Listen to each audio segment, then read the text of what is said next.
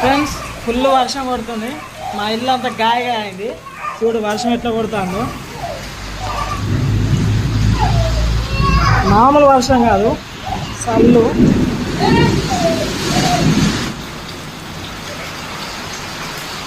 ఇక్కడ మొత్తం నాంతాను, ఎంత చల్లు. ఇక్కడ ఉరుకుతాను. ఇది మొత్తం కిటికీలు ఉంది. ఇక చూసుకున్నట్లయితే ఈ నుండి ఉరుకుతాను. ఈ రేకుల సంది నుండి ఈ పాత ఇంటి గోడ నుండి ఈ రేకులు వేసుకుంటే ఇదంతా ఉరుసుడే.